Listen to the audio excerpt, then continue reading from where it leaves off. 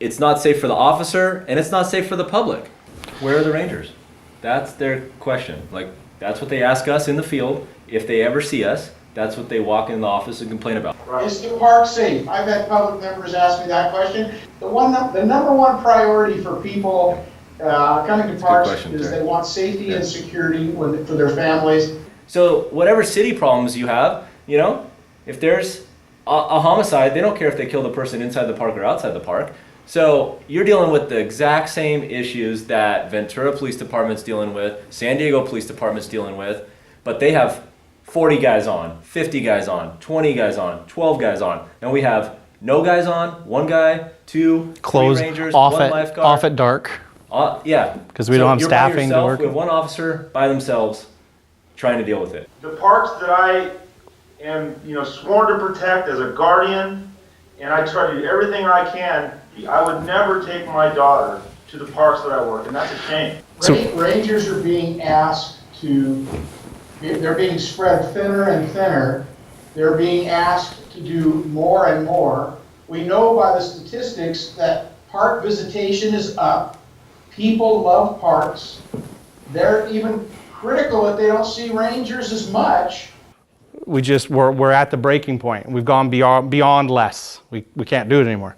A flood of issues that all hit at the same time. It's about equipment, right? So vehicles that don't work, not enough vehicles for staff members to both officers, multiple officers be on patrol, right? You're sharing vehicles, so you can't respond to 2 emergencies at once because you have to be in the same vehicles because they don't have enough vehicles. We don't have the safety equipment we need. We don't have tasers. We don't have MDCs or computers in our cars.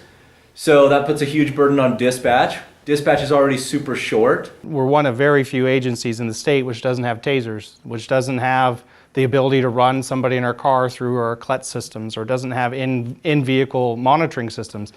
So when you don't have those things, and then we, like you said, tax dispatch, and dispatch literally it'll be one dispatcher from Sacramento to Oregon covering every ranger and every warden that's on duty.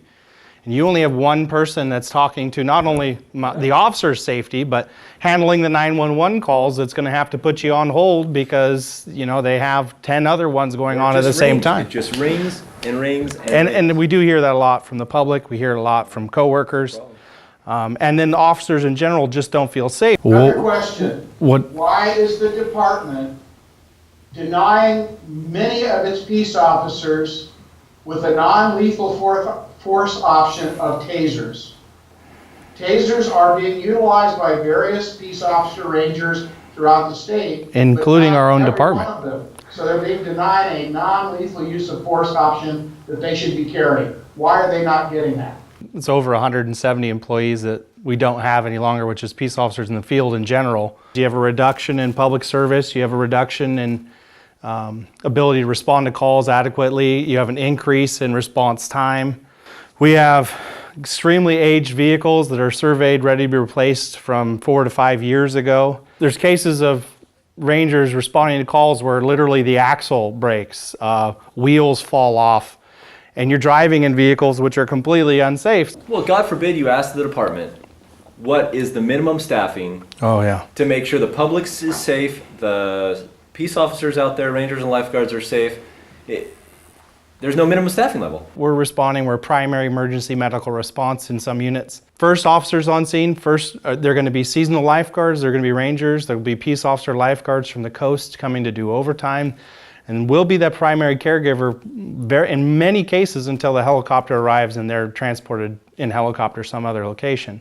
In addition to that, I mean, major medicals. You're talking major medicals. Broken backs, you're talking femurs, CPR. CPR in progress, broken legs, extrication out of vehicles. You're talking, we're backboarding people, And it's hard to backboard someone by yourself, right? It's literally impossible. And literally while you're doing that, while you're doing the job of the firefighter in most municipalities, or the paramedic or EMT that's on scene, we have those medical trainings, then we're immediately transitioning into the investigation of the crime. So it's literally on scene, holding C-spine, and now going, is this a DUI crash? And if it is, now I have to transition as soon as I'm done with patient care, immediately to the accident investigation and DUI arrest.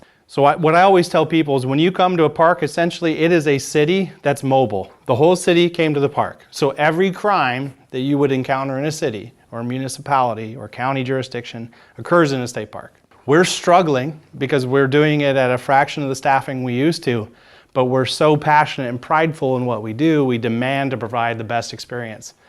And that is now stretching our membership, stretching the job, the profession in general, to the point where now we're saying, hey, look, the risk to the officer is too great to do what we used to do.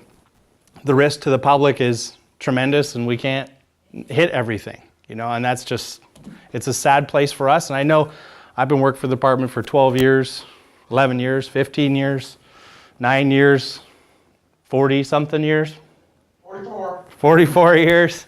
So in reality, that's a lot of people with a lot of time that are passionate about providing it. And it's disappointing to us that the department has lost its vision in maintaining that excellence in service.